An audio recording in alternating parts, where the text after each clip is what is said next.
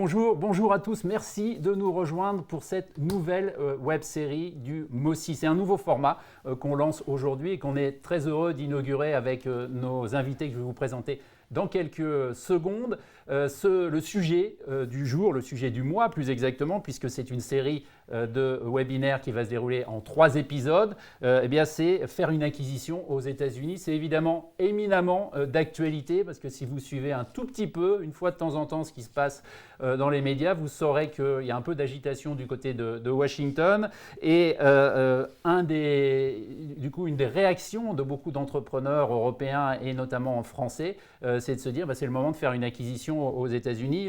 Pas plus tard qu'hier, un chef d'entreprise me disait le M&A, c'est un peu l'ultime protection anti-tarifs douaniers. On verra si ça peut vraiment être le cas.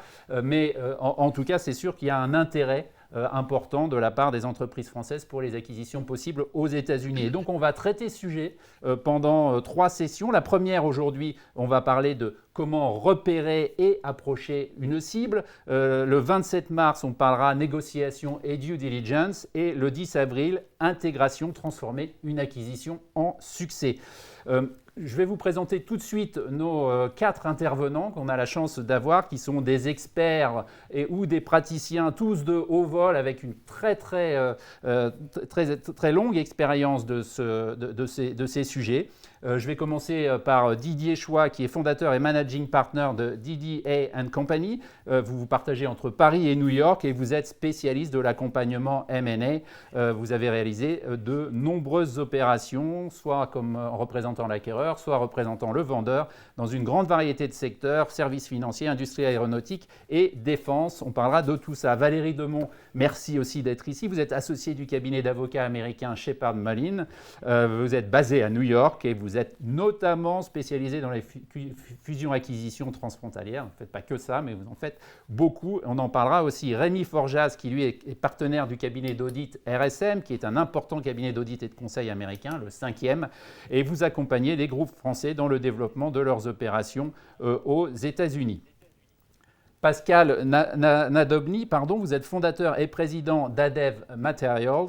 C'est une ETI patrimoniale et internationale spécialisée dans la distribution, la transformation et la fabrication de solutions pour matériaux haute performance. Vous nous expliquerez peut-être un peu ce que ça veut dire et qui vous avez notamment grandi considérablement par croissance externe avec 25 acquisitions en 15 ans, dont 6 aux États-Unis dans des États et des secteurs aussi variés que l'aérospatiale et la défense, l'industrie, l'automobile et la santé. Merci beaucoup aussi d'être là pour partager votre expérience de chef d'entreprise, de fondateur qui a vécu cette aventure de l'internationalisation. Chers auditeurs, chères auditrices, je vous rappelle, vous pouvez poser vos questions. Vous avez un petit bouton en bas et moi je verrai vos questions et j'essaierai de les prendre autant que possible. N'hésitez pas à venir nous poser vos questions, donner vos retours d'expérience éventuellement et on essaiera de les prendre autant que possible. On va commencer par un premier chapitre sur ces questions, c'est définir sa stratégie d'acquisition. Finalement, comment on fait pour avoir un plan, une roadmap, un plan à suivre. Je vais commencer avec Didier tout de suite. Didier Choix, ça paraît un peu évident comme ça, mais il y a des bonnes ou des mauvaises raisons d'aller à l'international. Il ne suffit pas d'avoir décidé de dire je veux y aller, je veux acheter quelque chose. Il y a parfois des mauvaises raisons. Vous l'avez vécu dans votre expérience riche ces 30 dernières années. Tout à fait. C'est une des premières questions que l'on va vous poser quand vous venez nous voir. C'est pourquoi vous voulez vous développer à l'international et surtout pourquoi vous voulez venir aux États-Unis. Alors la première sous-question, ça va être est-ce que vous êtes déjà implanté aux États-Unis? La plupart du temps, ça va être non. Et la deuxième question que l'on va vous poser, pourquoi voulez-vous être aux États-Unis? Alors il y a de très mauvaises raisons, il y a de mauvaises raisons, il y a de bonnes raisons. Les très mauvaises raisons, c'est pour des questions patrimoniales. Je veux venir m'installer aux États-Unis parce que le fisc français ne me convient plus, etc. etc. C'est une très mauvaise raison. Une mauvaise raison, c'est de dire écoutez, le dollar est très faible, donc je pense que c'est un bon moment pour faire une acquisition aux États-Unis. C'est une mauvaise raison d'un point de vue financier, puisque la plupart du temps, vous allez, on espère en tout cas que l'acquisition va être fructueuse, que vous allez générer des cash flows qui vont être en dollars. Alors si vous savez qu'aujourd'hui le dollar est très faible et qu'il va remonter, c'est très bien, mais ce n'est pas la peine de faire une acquisition aux États-Unis pour bénéficier de votre savoir-faire. Achetez du dollar et attendez que ça passe. Parce qu'une acquisition aux États-Unis, c'est compliqué, ça coûte cher, ça demande beaucoup de travail. Donc, si l'unique raison, c'est la position du dollar par rapport à l'euro, c'est une mauvaise raison. Les bonnes raisons sont plus... il y a beaucoup de bonnes raisons. Est-ce que vous voulez attaquer le marché américain parce que vous avez une stratégie de croissance? Est-ce que vous avez un problème de coût de structure, de coût de production? Vous êtes dans l'aéronautique, le business dans l'aéronautique, les ventes se font en dollars. Si vous êtes uniquement en Europe et que vos coûts de production sont en euros, un jour ou l'autre, vous allez avoir un problème. Donc avoir une base aux États-Unis dans la zone dollar pour produire, c'est une bonne raison. Vous êtes également dans l'aéronautique, votre gros client c'est Airbus, vous voulez approcher, vous développer auprès de Boeing, vous allez gagner du temps si vous avez un outil de production américain. Alors, Pascal, on l'a dit, vous avez beaucoup fait grandir votre entreprise grâce à l'internationalisation depuis 25 ans, aux États-Unis depuis plus de 10 ans. Avec l'expérience, est-ce que vous diriez qu'il y a des mauvaises raisons d'aller à l'international pour une ETI comme la vôtre? Ou en tout cas, est-ce qu'au fil des années, vous avez affiné vos manières, vos plans stratégiques quand vous voulez faire ce type d'opération?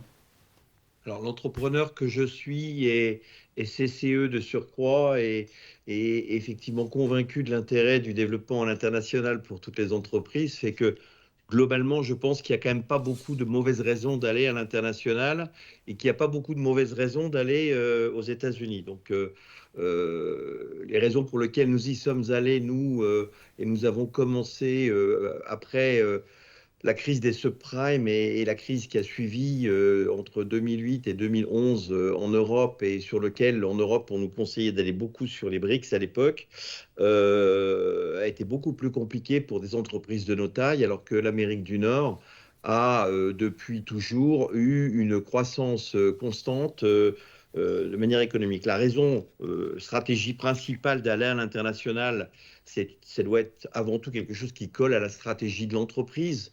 Et pour des entreprises de nos tailles, grosse PME ou ETI, c'est très souvent une stratégie de croissance, une stratégie d'accompagner nos clients. Donc effectivement, c'est avant tout de pouvoir servir le marché américain depuis l'Amérique du Nord, ce très grand marché unique.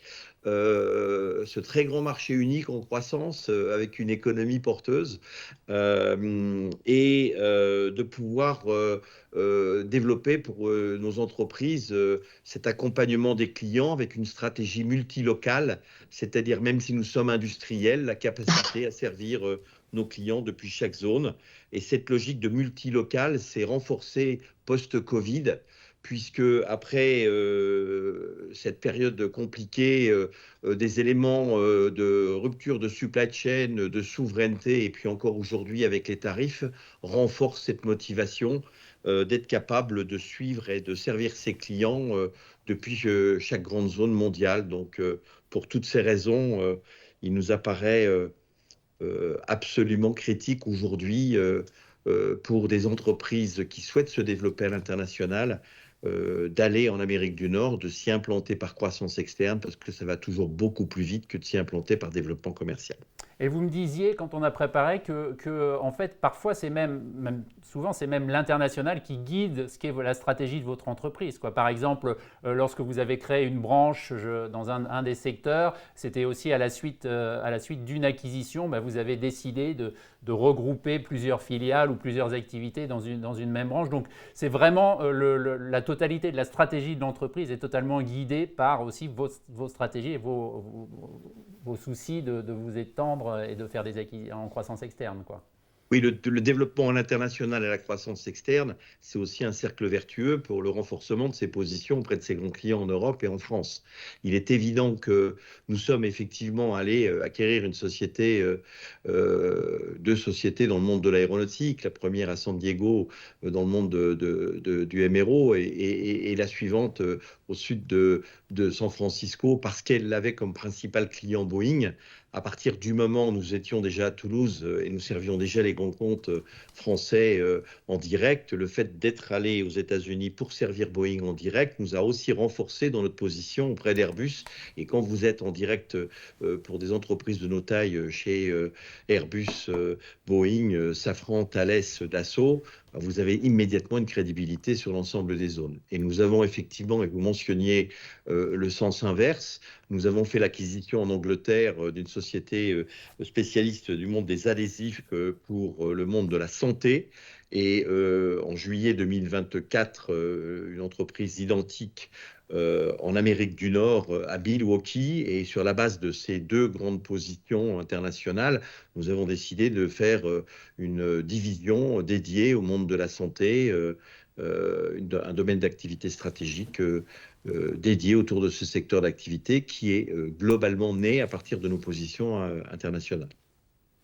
Alors, qui dit ciblage, en principe, dit quand même cahier des charges. Quels sont les critères, Didier, sur lesquels il faut construire un cahier des charges solide qui permette après de travailler pour chercher des cibles et pour faire ce travail de scouting que vous allez souvent faire? Alors, première chose, quel secteur? Dans quel secteur je veux faire une acquisition? Deuxième critère, quelle taille d'entreprise? Quelle taille d'entreprise? Et c'est important, notamment si c'est la première acquisition que vous faites aux États-Unis.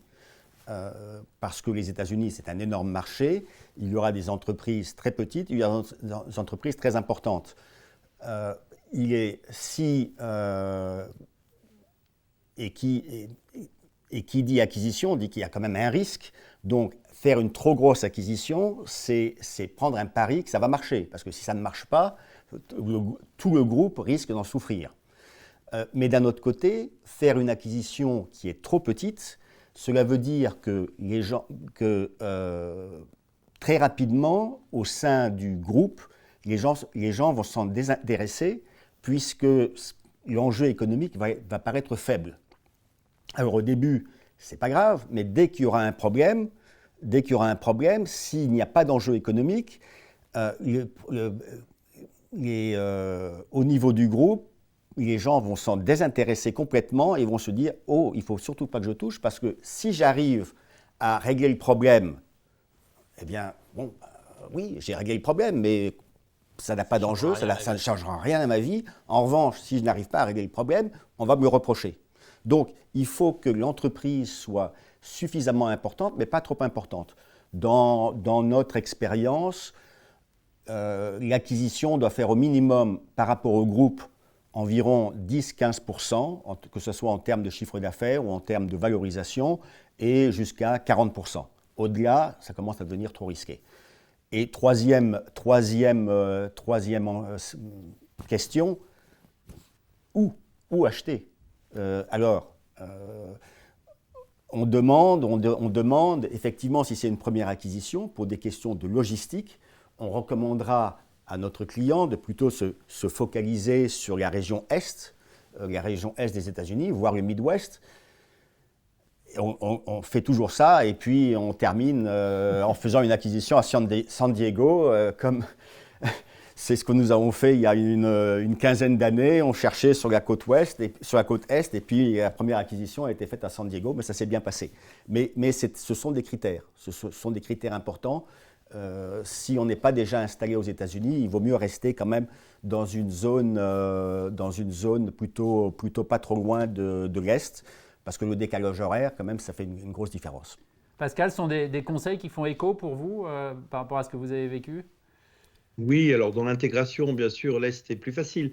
Mais en fait, la première stratégie, c'est la stratégie de l'entreprise. Donc, si dans son secteur, les acteurs principaux sont dans l'aéronautique au nord de la côte ouest et au sud-est autour de Dallas-Fort Worth, il faudra aller à Dallas-Fort Worth et, pour la défense et aller en Californie, alors peut-être aujourd'hui en Caroline aussi du Nord pour l'aéronautique.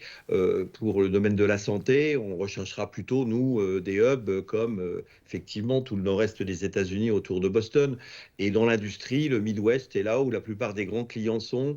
Et nous avons des choses très pragmatiques. On regarde où sont nos très grands clients aussi, où est-ce qu'ils se sont implantés, et on essaye de se caler à la fois par ces logiques sectorielles et par les logiques de clients. Voilà, Advanced Materials essaie d'être très customer-centric, donc c'est un critère important pour nous. Sur cette question du cahier des charges, vous avez chose à ajouter? Oui, ben, vous avez parlé au départ des bonnes et des mauvaises raisons d'aller faire des acquisitions aux États-Unis. Moi, je voudrais dire qu'il y a des bonnes et des mauvaises façons de procéder avec l'acquisition.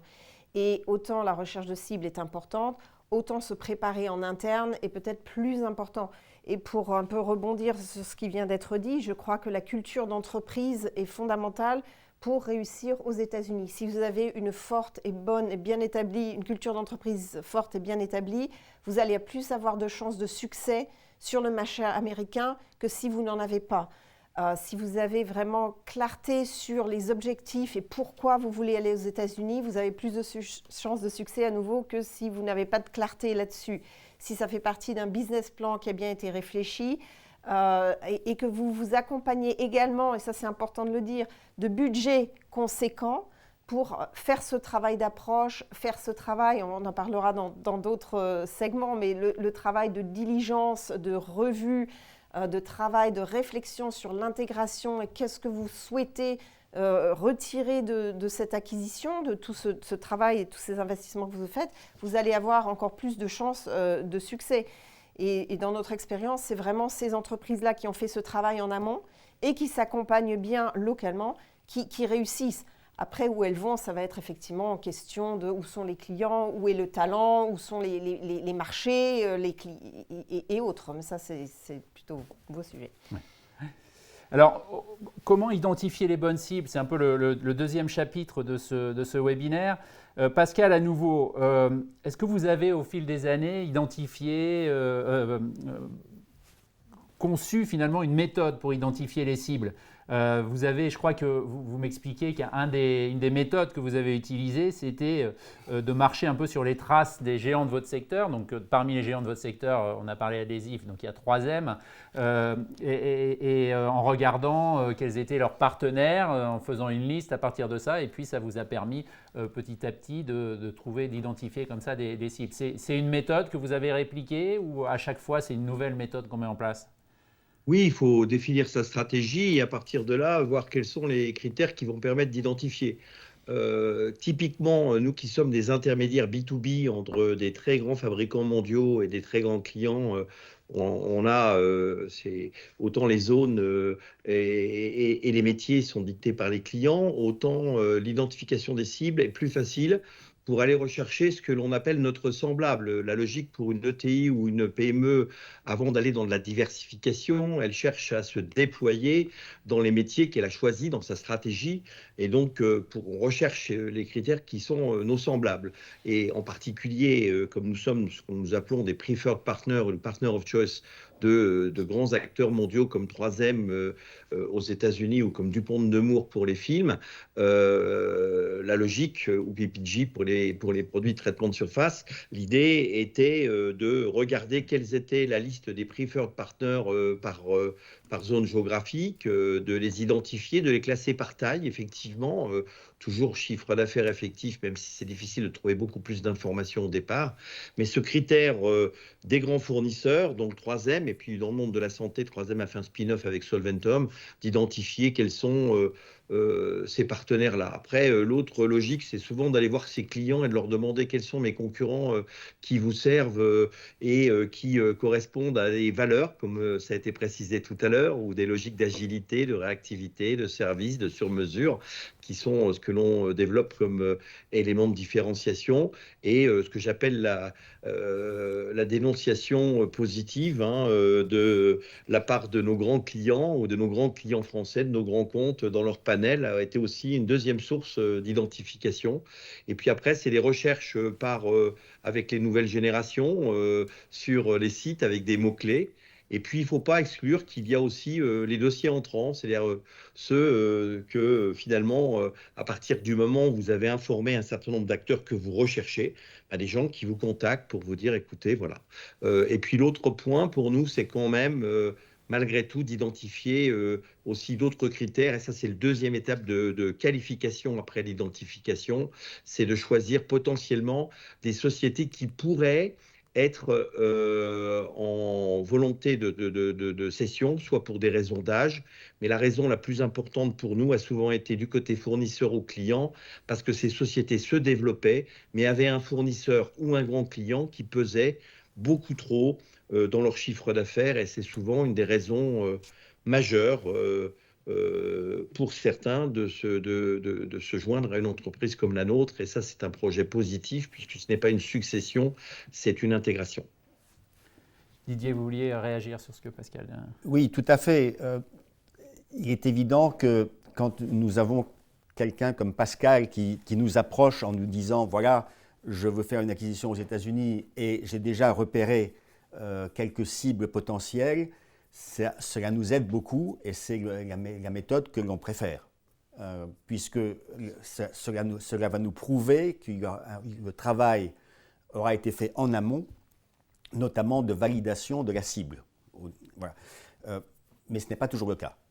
Ce qui arrive très souvent, c'est que des clients potentiels viennent nous voir en nous disant « Voilà ce que je recherche, dites-moi ce qu'il y a de disponible aux États-Unis ». Et alors là, effectivement, on lance une recherche globale, alors par mots-clés, il est vrai que ces dernières années, la recherche de cibles potentielles a été facilitée par tous les moteurs de recherche, voire ChatGPT.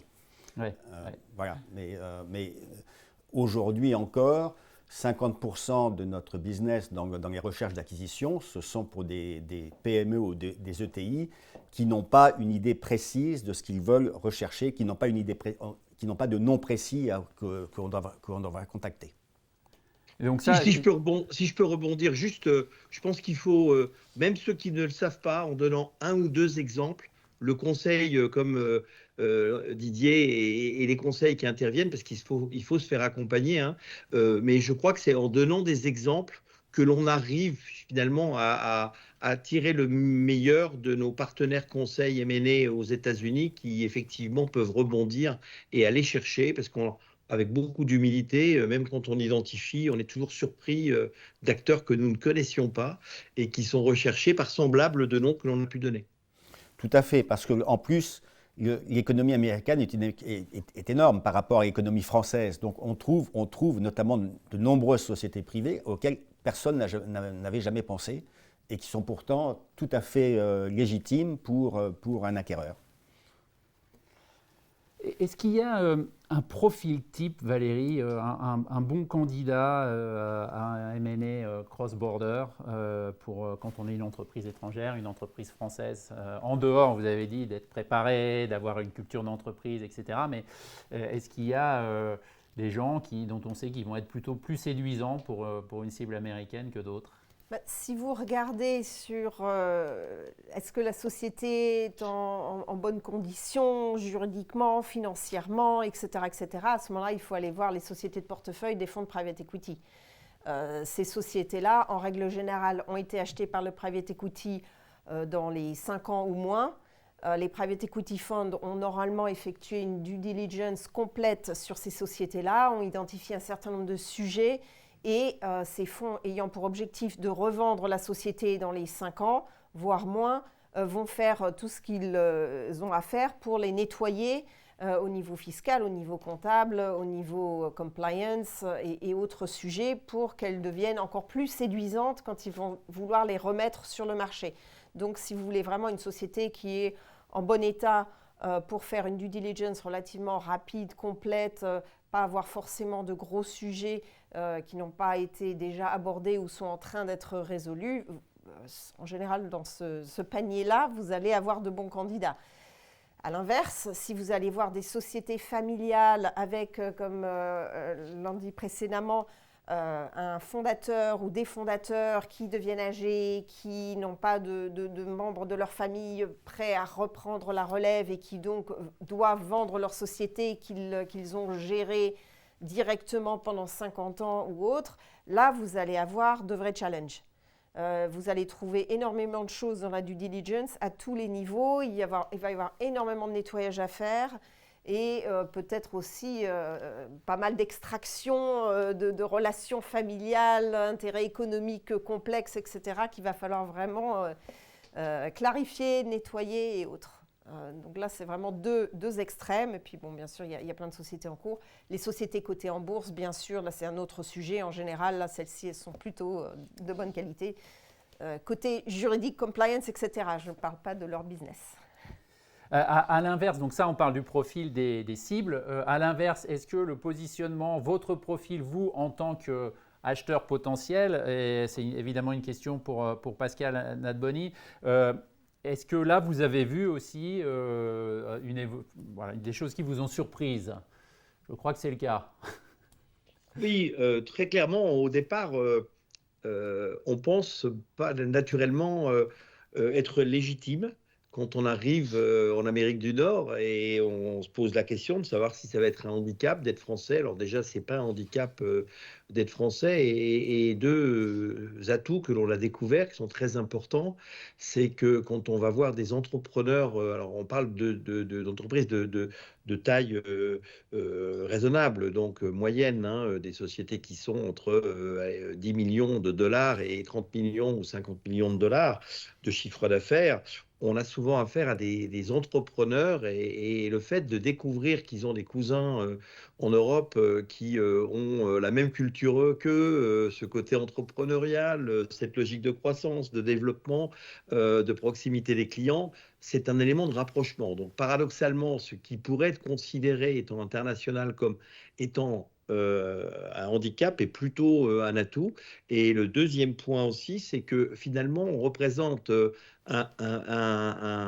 une opportunité plus importante de voir grandir l'entreprise que la personne souhaite céder, plutôt qu'un risque de se voir acquérir par un confrère ou un concurrent américain qui aurait plus naturellement un projet d'intégration sur son propre site, pas obligatoirement de s'appuyer sur les équipes internes et pas obligatoirement de s'appuyer sur le site industriel. Donc un entrepreneur qui cède, il n'y a pas que le prix, il y a toujours quelle trace il laisse derrière lui. Il a un engagement vis-à-vis des collaborateurs qui l'ont aidé à grandir pendant des années et ces sujets et ces critères sont très importants. Et le fait d'être un entrepreneur européen qui porte les mêmes valeurs est un facteur, paradoxalement, qui est plutôt un avantage concurrentiel qu'un déficit. Donc moi, j'encourage ceux qui hésitent à véritablement développer ce self-esteem, comme disent les Américains, et y aller, parce que je crois qu'on a beaucoup plus de chances que l'ensemble des patrons de PME et de TI le pensent en France. On parle souvent, Didier, des questions, disons, cross-culturelles au moment de l'intégration. Là, c'est souvent crucial et on en parlera dans le dernier de ces séminaires consacrés à ce sujet. Mais est-ce que du coup, les questions comme ça, culturelles, comme disait de manière un peu contre-intuitive Pascal tout de suite, vous le voyez aussi à l'œuvre dans cette phase de danse pré-négociation là dans laquelle on est, où on essaie de trouver la cible, de voir s'il y a un fit possible, etc. Alors, dans les 30 ans dans lesquels j'étais dans trouver des acquisitions, aller négocier des acquisitions, le premier point, c'est que je n'ai jamais eu de problème quand je représentais des sociétés françaises. Au contraire, la France a une très très bonne réputation. Les entrepreneurs français ont une excellente réputation.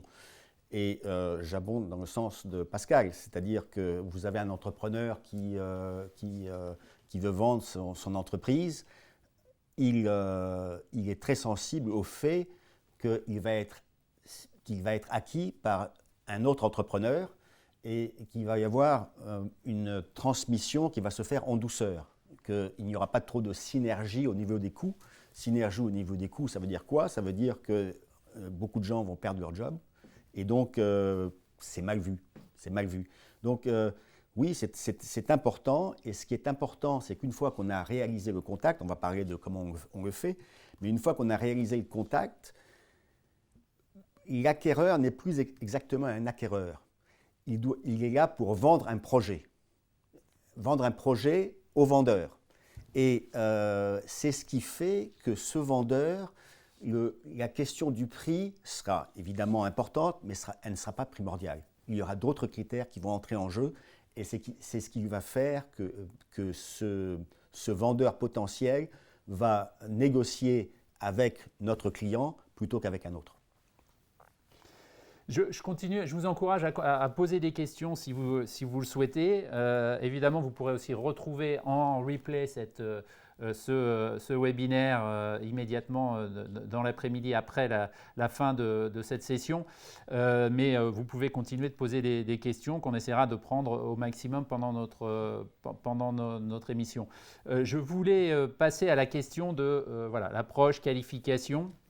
Maintenant, on a identifié une cible ou des cibles éventuellement.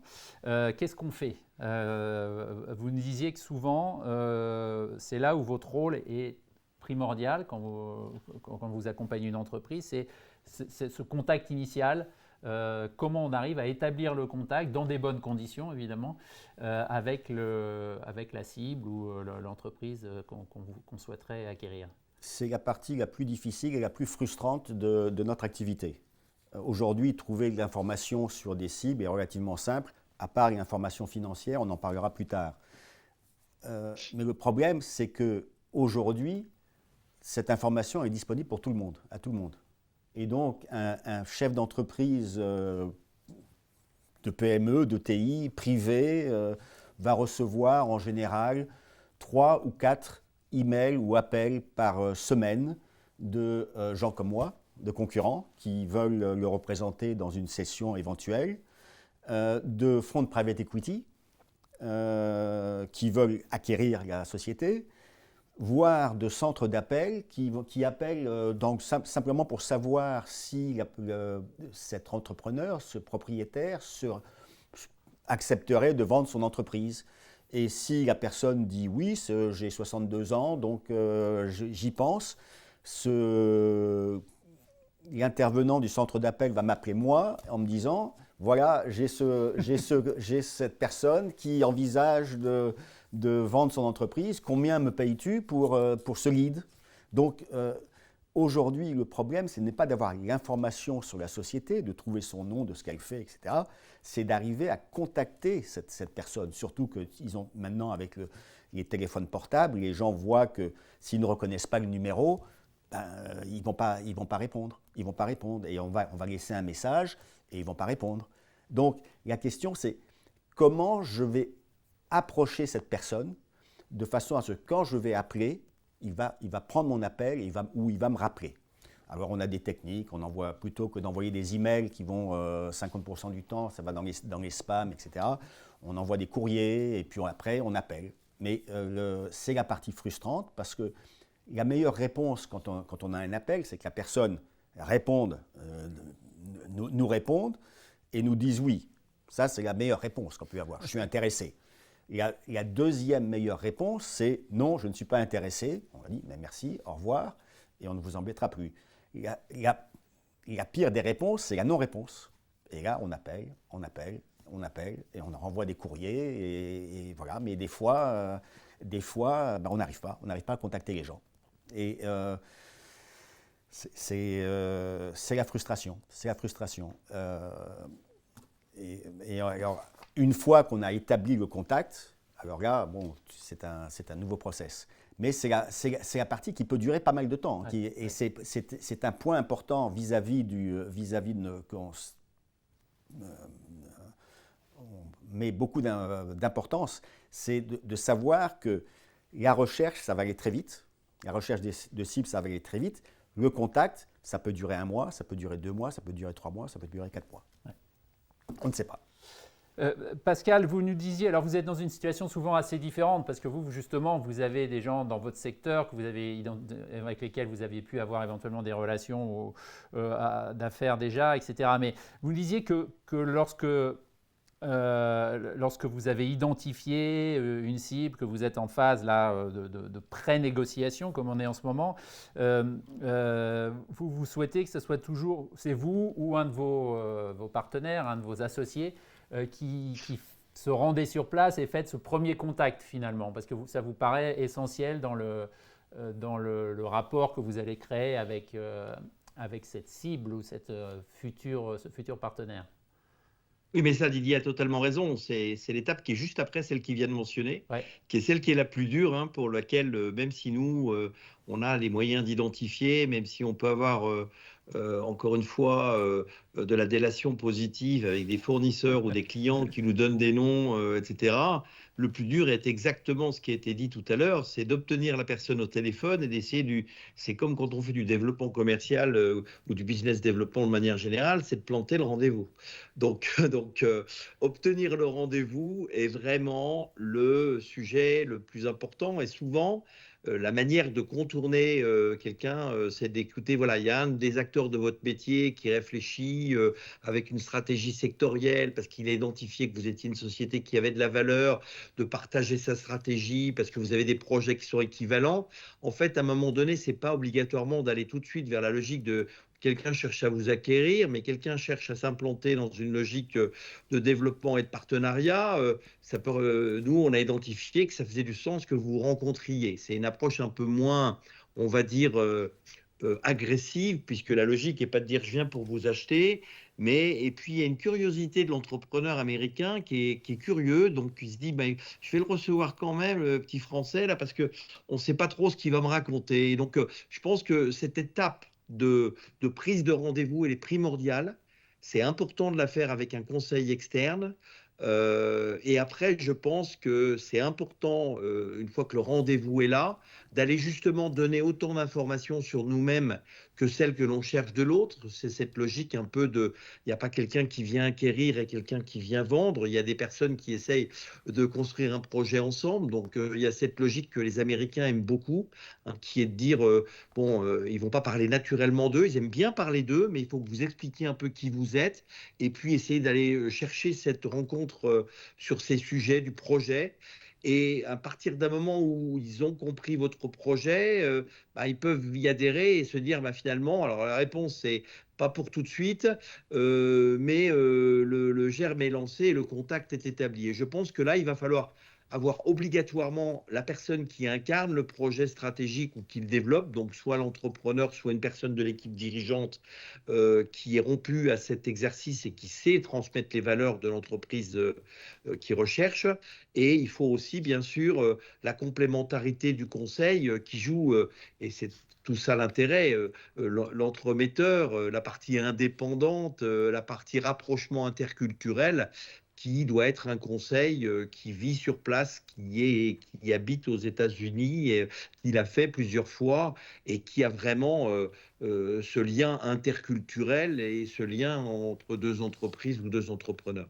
Donc c'est les deux en fait qu'il faut, mais la partie la plus difficile, c'est d'obtenir le rendez-vous. Didier, vous vouliez réagir à ce que Pascal disait? Oui, comme le disait Pascal, quand nous approchons les cibles éventuelles, on ne parle pas d'acquisition, on parle de partenariat potentiel, pouvant éventuellement aller jusqu'à une prise de participation, ouais, pour effectivement éviter l'approche trop brutale. Parfois, même aux États-Unis, où on se dit que les gens sont très parfois frontaux, mettent les choses sur la table plus facilement, parfois les stratégies de contournement peuvent quand même aider. Oui, il arrive que les gens nous rappellent en nous disant un partenariat, ça ne m'intéresse pas, moi je veux vendre ma société. Alors là, effectivement, c'est très très bien. Mais oui, il faut quand même contourner l'obstacle éventuel de l'acquisition en disant bon, c'est un partenariat, mais on précise quand même avec prise de participation, voire prise de participation majoritaire. Alors il y a une hypothèse où là, il n'y a pas de contournement possible, c'est quand on fait un autre type de procédure que ceux dont on a parlé jusqu'à maintenant, c'est-à-dire les auctions, les enchères, où le vendeur est vendeur et décide de vendre et met en place un processus d'enchères. Alors ça n'existe pas seulement aux États-Unis, mais peut-être qu'il y a une particularité américaine sur la question. Et surtout, comment c'est un fonctionnement évidemment très différent de ce qu'on a décrit jusqu'à maintenant. Donc comment vous abordez avec vos clients ces circonstances-là? Alors, ce sont des dossiers que l'on n'aime pas en général, que l'on n'aime pas, et on prévient le client. On prévient le client qu'il risque de passer beaucoup de temps sur un projet qui ne va pas aboutir. Pourquoi il ne va pas aboutir? Parce que celui qui va gagner, c'est celui qui va payer le plus cher. C'est le principe de la vente aux enchères. Donc, on n'aime pas. Bon, évidemment, si le client nous dit « mais c'est exactement la cible que je recherche », on va l'accompagner. Mais on le prévient. On le prévient que c'est comme à Roland-Garros. Il n'y en a qu'un qui gagne. Hein, et on ne parle jamais du finaliste, on parle du vainqueur. D'accord? Eh bien, là, c'est celui qui aura payé, généralement, c'est celui qui aura payé le plus cher qui va remporter le trophée. D'accord? D'ailleurs, dans une approche non processée, notre principal rôle, une fois qu'on a établi le contact, c'est de maintenir une relation avec la cible de façon à ce que la cible ne déclenche pas un process, justement pour ne pas créer de la concurrence. Donc, et Valérie pourra vous en parler, je pense, oui, beaucoup plus en détail, qu'un process à l'américaine, c'est différent d'un process français et que ça demande beaucoup de temps, beaucoup de travail et encore une fois, à la fin, on n'est pas sûr de gagner. Oui, j'écho ce que dit Didier, en ce sens que quand vous êtes en situation de process, il faut se comporter différemment. Et là, effectivement, c'est bien d'être bien accompagné parce que l'objectif, c'est sortir du process et en fait ne pas avoir à se soumettre aux règles du process et arriver à une exclusivité avec le vendeur sans avoir à être passé par toutes les étapes du process. Ça, c'est vraiment l'objectif numéro 1.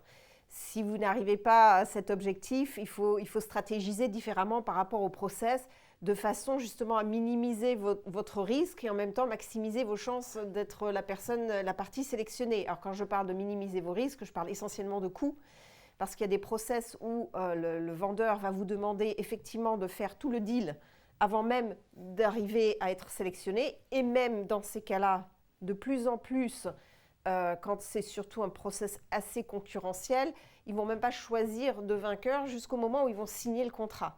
Donc vous allez avoir zéro exclusivité et vous allez être à négociation en parallèle avec un ou peut-être deux autres parties. Et c'est le premier qui signe le contrat final. On ne parle même pas de lettre d'intention ni quoi que ce soit. Là, on passe toutes ces étapes et on va directement au contrat. Donc, il faut vraiment se préparer différemment et gérer ça différemment. Il faut pouvoir être rapide, il faut pouvoir prendre des décisions très rapidement, il faut pouvoir exécuter très rapidement, il faut avoir les idées claires sur ce que vous voulez faire. Et là, soit vous arrivez à préempter, soit vous arrivez effectivement à gagner dans ce process-là. Mais il faut vraiment réfléchir et aborder la situation en américain, comment un Américain gérerait la chose. Et ce qu'on voit souvent des entreprises françaises, c'est qu'elles sont très habituées à des process, enfin à des systèmes réglementaires, à des règles, et donc elles vont vouloir suivre le process à la lettre. Dans le système américain, on ne suit pas le process à la lettre. C'est la leçon numéro 1. On préempte, on fait ce qu'il faut faire pour gagner. Après, si le banquier vous a dit dans la process letter, il faut nous remettre ceci à cela, il faut nous faire ceci, il faut nous faire cela, oui, monsieur, mais voilà comment on va gérer l'affaire. Et s'ils sont intéressés, ils vont vous écouter, ils vont vous suivre. Donc, il y a vraiment une attitude, un savoir-faire, une stratégie qui sont très différents. Et surtout, il ne faut pas se fier aux règles du process. Les auctions représentent une part importante du volume de... Je ne sais pas s'il y a des statistiques nationales sur ça, mais dans vos expériences... Alors, en ce qui concerne, nous, les mandats d'acquisition, ça représente à peu près 50% de notre activité. Ouais. Les auctions, ça représente, on va dire, 10% de ces 50%. Donc, c'est relativement mineur. C'est relativement limité. Mais pour les fonds de private equity, le process, c'est quand même la méthode numéro 1 de vente. Oui, c'est la méthode numéro 1. Quand même un objectif. Oui, c'est la méthode numéro 1 de vente, mais d'un autre côté, nous, on approche des fois de façon régulière des fonds de private equity de façon justement à préempter, qui ne rentrent pas dans ce process, qui n'engagent pas un process de vente pour les raisons qu'on a citées tout à l'heure. Alors, je vais venir vers Rémi, parce que, évidemment, pour revenir, disons, à la question des M&A plus globale, en dehors de ces questions de process et de auctions, d'enchères, très souvent, quand on arrive à ce stade, Rémi, de la négociation, de la pré-négociation plus exactement, on se dit qu'il y a une vraie opportunité, mais finalement, qu'est-ce qu'on sait à ce moment-là sur l'entreprise, sur la cible en question? On a parlé tout à l'heure du peu de transparence, peut-être un peu paradoxal pour certains, qu'est le système américain de ce point de vue-là. Il y a très peu de publications de chiffres, en tout cas pour ce qui est le non-côté évidemment. Comment ça marche pour vous? Donc vous êtes notre numbers guy, vous êtes le spécialiste, vous êtes donc comme je disais partenaire chez RSM qui est un important cabinet d'audit et de conseil américain. Quand on est dans cette position, à quoi on a accès comme information et comment on s'assure de la fiabilité de ces informations? Effectivement, aux États-Unis, il n'y a pas d'information cotée, il n'y a pas d'information publique. L'infogreffe n'existe pas, donc personne ne dépose ses comptes. Au-delà de ça, les règles américaines n'imposent pas d'avoir des audits de société, sauf effectivement si vous êtes une société cotée ou certains pour des raisons contractuelles. Donc, quand vous approchez une cible, la société vous donne ce qu'elle veut. Soit il y a déjà un document offering memorandum avec un certain nombre d'informations, soit si c'est une approche non sollicitée, ils n'ont peut-être rien, si ce n'est leurs derniers états financiers qu'ils ont établis pour des raisons fiscales. Et du fait de ce que sont les États-Unis, assez généralement, les états financiers pour une société détenue par une famille sont des états financiers à but fiscal, c'est-à-dire essentiellement une marge qui est relativement dégradée, un résultat net dégradé pour optimiser la réponse fiscale. Également, et Valérie peut en parler plus que moi, la nature, il n'y a pas de notion d'abus de bien social comme elle existe en France. Donc, assez souvent, on arrive, et j'ai le cas en ce moment, d'une société qui a un certain EBITDA, un certain résultat net, et vous arrivez dans l'acquisition, et la société dit ah oui, mais mon résultat net, il est faux parce qu'il y a un paquet de dépenses personnelles, donc il faut que je retraite tout ça. Donc ça veut dire concrètement, parce que c'est assez exotique pour des auditeurs français, ça, l'idée que oui.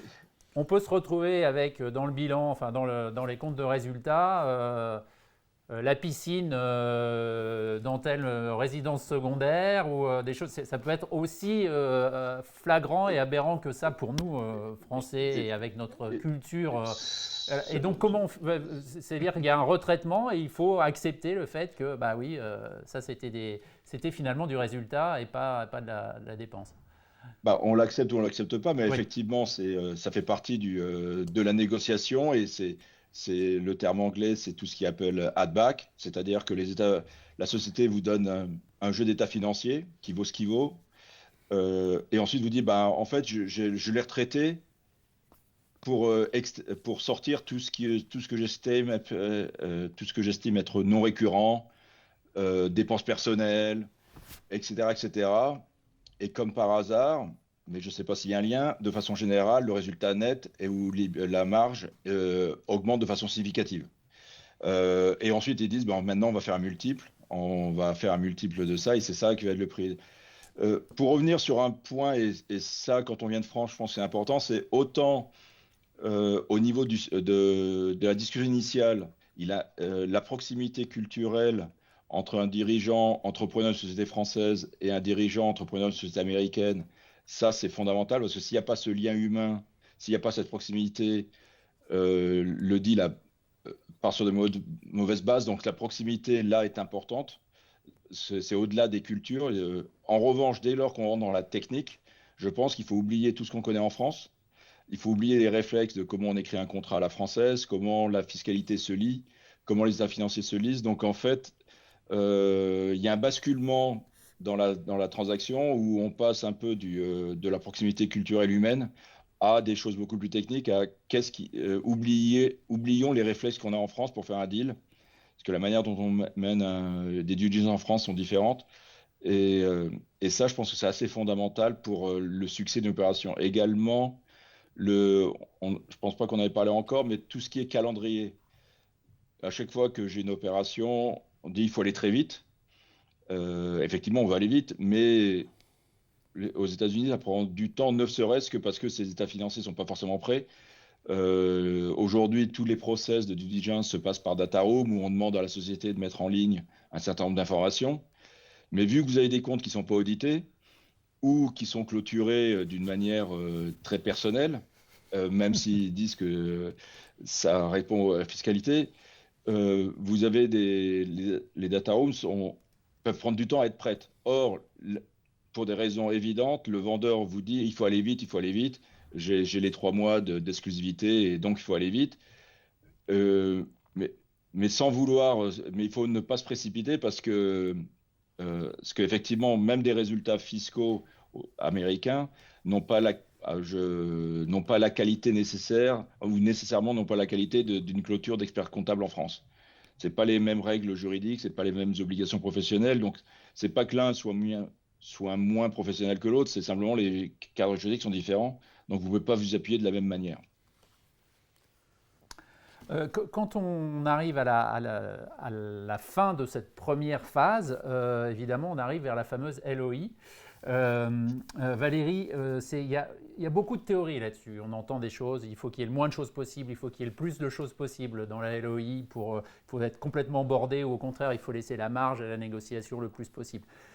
De très high level, c'est quoi vos recommandations? Qu'est-ce qu'il faut, quels sont les grands principes d'une bonne LOI? Il n'y a pas une façon de faire, il y a plusieurs façons de faire et ça dépendra vraiment de la transaction. Il y a des transactions où vous allez devoir expliquer votre projet au vendeur. Et donc pour ça, vous allez devoir expliquer qui vous êtes, si vous n'êtes pas connu sur le marché, si vous êtes une entreprise française, ils n'ont jamais entendu parler de vous, etc., etc. Ça va être un document de marketing, un document de communication sur vous. C'est également un document qui va devoir leur donner confiance que, 1, vous avez un vrai projet auquel ils aimeraient s'associer, 2, vous êtes capable d'exécuter ce projet. Donc, si vous leur parlez de toutes les transactions que vous avez faites, en particulier aux États-Unis, etc., ça leur donne confiance. Donc, il y a un aspect marketing quand même à la lettre d'intention. Et parfois, c'est indispensable d'avoir 10 pages de marketing dans votre lettre d'intention. Il y a d'autres fois où c'est absolument pas nécessaire. Tout ce qui les intéresse, c'est le chiffre que vous allez mettre à côté de la Total Enterprise Value. Et il n'y a pas besoin de passer trop de temps à expliquer qui vous êtes et votre projet. Donc, il y a cet aspect-là. Ensuite, au niveau plus juridique, là encore, ça va être une question de est-ce qu'il faut détailler beaucoup vos assumptions, vos qualifications, vos conditions, etc., ou moins. Là encore, ça va dépendre. Dans les process, les auctions dont on parlait plus tôt, les banquiers vont vous donner une process letter et ils vont vous dire on veut que vous adressiez le financement, vos capacités à financer le deal, comment vous allez traiter la management team, les employés, qu'est-ce que vous souhaitez, quelles sont les conditions de deal, combien de temps il va vous falloir, qui sont vos conseillers, etc., etc. Là, qu'est-ce qu'ils cherchent à obtenir? Ils cherchent à avoir 2 informations. 1, est-ce que vous êtes capable de faire le deal? Est-ce que vous vous êtes encadré suffisamment pour faire le deal? Est-ce que vous pouvez le faire rapidement? Et est-ce que ce deal va être certain? C'est-à-dire, est-ce qu'il va y avoir des conditions suspensives qui vont mettre l'exécution et le closing du deal à risque? Et ça comprend le financement, mais ça comprend aussi des conditions comme CFIUS, qui sont donc la revue des investissements étrangers aux États-Unis. Donc ça, c'est important pour les Français. Est-ce qu'il y a CFIUS ou pas? Est-ce qu'il y a des conditions antitrust, des conditions réglementaires ou autres? Donc dans ces cas-là, effectivement, et en particulier dans les process, là, les vendeurs vont être les 3 choses qu'il leur faut. 1, c'est le prix. 2, c'est la certitude d'exécution et de closing. Et 3, c'est la rapidité. C'est les 3 facteurs qu'il va falloir faire apparaître dans votre lettre d'intention. Le reste, ils s'en moquent. Donc, c'est vraiment, il n'y a pas de règles particulières. Une chose importante pour les Français, c'est qu'aux États-Unis, les règles, en général, pour les lettres d'intention, c'est qu'elles ne sont pas binding. Elles ne vous engagent pas contractuellement. Alors qu'en Europe, il est beaucoup plus courant de faire des lettres binding. Et nous avons beaucoup de compagnies qui viennent et nous disent on veut faire une lettre binding et on est à négocier contre nos propres clients en disant mais non, pas du tout. Vous les faites non-binding. La seule chose qui est binding, c'est la clause d'exclusivité et la clause chacun paye ses frais. Tout le reste, c'est non-binding parce que par derrière, vous voulez faire votre due diligence, vous voulez négocier vos contrats, vous voulez vraiment développer un projet final. Et là, vous n'êtes pas à un stade où vous souhaitez vous engager ni sur le prix, ni sur quoi que ce soit. On est encore tout début du process. Pascal, peut-être, ça sera une de nos toutes dernières questions. Vous, dans vos expériences, est-ce qu'il vous est arrivé d'avoir des cibles qui étaient pré-identifiées, vous aviez finalement, vous étiez prêt à y aller et vous n'êtes pas allé jusqu'à la LOI parce que vous n'aviez pas assez d'informations Est-ce que cette absence de transparence a pu être un problème parfois dans les différentes opérations que vous avez menées ?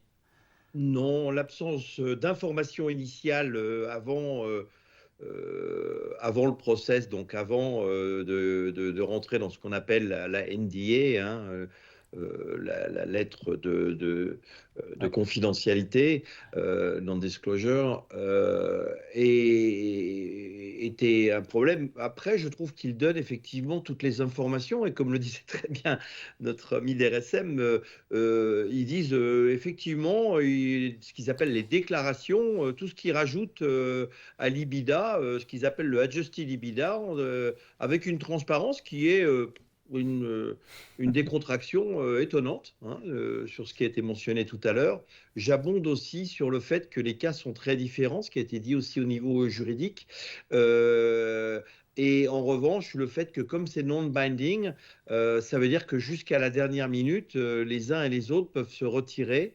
La partie qui est la plus compliquée pour nous a toujours été vraiment quelque chose qui, je pense, sera abordé lors des prochains webinars, c'est la finalisation juridique, les statuts fiscaux, les garanties, enfin, qui là sont des périodes qui nous ont plus on va dire, poser questions qui sont intéressantes à aborder avec des conseils. Et j'abonde sur le fait qu'il faut avoir absolument des conseils locaux, avoir des gens qui maîtrisent les logiques américaines parce que ça nous ressemble beaucoup. Les entrepreneurs sont semblables, mais les règles business, les règles financières et les règles juridiques sont très très différentes. Même si on a l'impression de se comprendre, il faut des vrais professionnels pour les aborder et nous n'avons pas connu de problème jusqu'à ce stade de LOI. Les sujets majeurs pour nous ayant été les transformations de fiscalité plutôt dans la deuxième phase. Didier, vous vouliez réagir? Oui, généralement les problèmes de prix, enfin dans un process non intermédiaire, c'est-à-dire quand ce n'est pas une vente aux enchères, les questions de prix ont été abordées avant la LOI. Les conditions sont importantes. Et ce qu'il faut savoir, c'est qu'à partir du moment où on rentre dans le process, on émet une LOI, on rentre dans une négociation, une vraie négociation, et que les cultures sont totalement différentes entre la culture de la négociation à la française et la négociation à l'américaine, qui est en général aux États-Unis, on est beaucoup plus franc, direct. Ça, on en parlera dans le prochain Exactement. webinaire. Je voudrais juste, on va se quitter parce que ça fait 1 heure, c'est ce qu'on avait prévu, juste prendre une question, on a le temps pour ça, de Guillaume, qui nous dit, justement, on revient aux questions de transparence. Le business plan américain des vendeurs sont souvent très optimistes. Comment aborder ce sujet de la bonne façon? Alors, en général, les business plans, qu'ils soient français ou américains, sont très optimistes. C'est leur nature. Voilà, c'est leur nature. Et Pascal aura une meilleure réponse que moi parce qu'il est dans le business. Donc, il saura dire non, vous avez fait 5% de croissance ces 15 dernières années. Je sais bien qu'il y a un nouveau produit, qu'il y a un produit miracle et que vous allez faire 35% dans les 5 prochaines années. Mais non. Voilà. Mais là, je suis désolé, mais il n'y a pas de différence entre la France et les États-Unis. Je l'ai pas vu.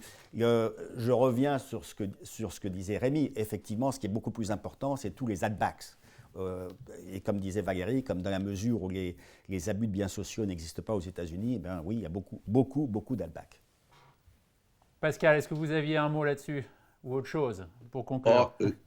Sur la partie de l'optimisme américain, c'est ce qui fait leur charme.